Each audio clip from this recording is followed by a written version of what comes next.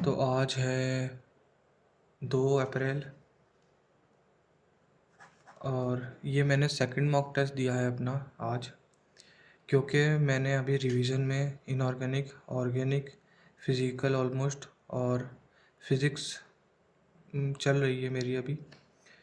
तो ये मैंने कंप्लीट कर लिया है। तो अब मैं रेगुलर मॉक टेस्ट दूंगा।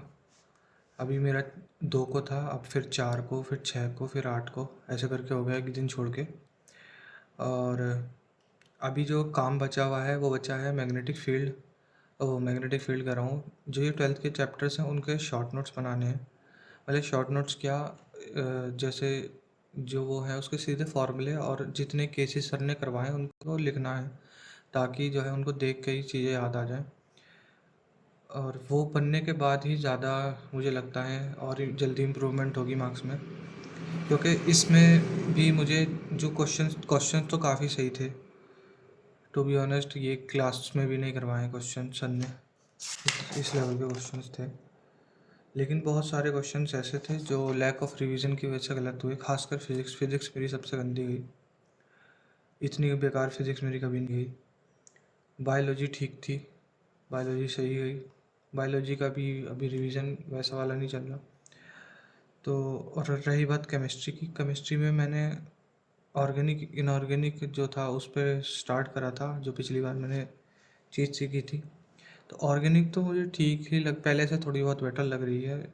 इनऑर्गेनिक में प्रैक्टिस की ज़रूरत है, थोड़ा रिवीजन की और ज़रूरत है। अब जैसे वो कोऑर्डिनेशन चैप्टर कंप्लीट किया है, तो अब पूरा एक बार तो कर लिया वो इतना बड़ा चैप्टर, लेकिन उसको बार बार करना पड़ेगा, तब जाके वो सही क्वेश्चंस बनेंगे। क्योंकि इसमें एलन में कोई वैसे क्वेश्चंस नहीं आते कि थोड़ा बहुत लेवल का मतलब PYQs लेवल का या उससे ऊपर थोड़ा बहुत लेवल का आता हो। इसमें आते हैं मतलब हायर लेवल के सीधे क्वेश्चंस आते हैं।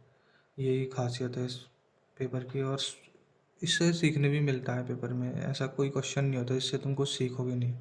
तो ये चीज़ बढ़िया रहती है, हाई यील्ड सीरीज़ की तरह मतलब टेस्ट सीरीज़ मानी जा सकती है। जैसे ये है, अब ये तुम्हारा एक क्वेश्चन में 4 क्वेश्चंस हैं और अच्छा क्वेश्चन है ये। तो ऐसे ही था बस। 351 मार्क्स आए हैं मेरे, पहले मेरे 365 थे। और जो मेरे नीट में 25 में थे वो मेरे 447 मार्क्स थे। और आज मेरे को नींद आ रही थी, लेकिन मैंने उस चीज़ का फ़ायदा उठाया। मैंने सोचा भाई, क्योंकि 2025 में मेरे साथ क्या हुआ था कि मैं एग्ज़ाम देने से पहले जब मैं बैठा था क्लास में, मेरे को अजीब सा मतलब बहुत ज़्यादा नींद आने लगी थी, थकान होने लगी थी। क्योंकि मुझे 2-3 महीने पहले पी लिया हुआ था और उसके इफ़ेक्ट 2 महीने तक तो मुझे सही वाले रहे थे। लेकिन उस दिन क्या हुआ था मुझे नहीं पता, मेरे स्लीपिंग शेड्यूल ख़राब था, क्या था। वही चीज़ को ध्यान रख के अब इस बार मैंने सोचा है कि जब भी मतलब थोड़ा सा ना, मैं अब ऐसे करा करूँगा कि जब मेरे को बिल्कुल थकान जब हो जाए ना, तब मैं मॉक टेस्ट दूंगा। फ़र्क नहीं पड़ता। और मेन चीज़ ये है, 2 घंटे 45 मिनट में ही देना है। क्योंकि हाँ, शुरू में ये होगा, गुस्सा आएगा कि यार मैं इस टेस्ट में कर लेता ज़्यादा और 15 मिनट होते मेरे पास तो।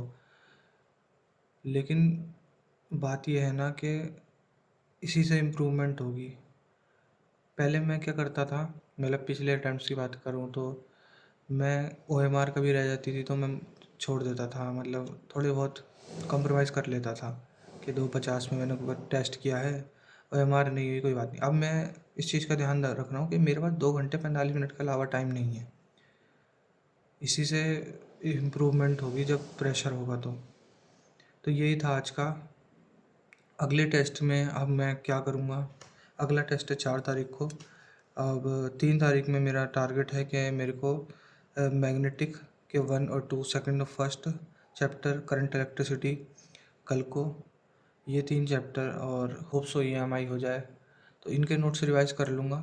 और बायोलॉजी में 2-4 चैप्टर्स के शॉर्ट नोट्स और फाइनलाइज कर दूँगा। मतलब उनके मैंने लिख तो रखे हैं, मगर अब वो लास्ट में जो कट करना होता है ना कि ये वाला पैराग्राफ अब रीड नहीं करना, ये सारा मैंने लिख रखा है, तो वो चीज़ फाइनलाइज करनी रह गई है उसमें। तो फिर भी लेकिन उसके लिए पूरा रीड करना पड़ता है। तो यही है। अभी 11 बज रहे हैं और मेरे को थकान भी हो रही है, मन तो कर रहा है सोने का, मगर सोच रहा हूँ कि ये कंप्लीट करके ही सो जाऊँ। थोड़ा सा बचा है ये, क्या नाम है, पोटेंशियल वाला चैप्टर। फिर देखते हैं।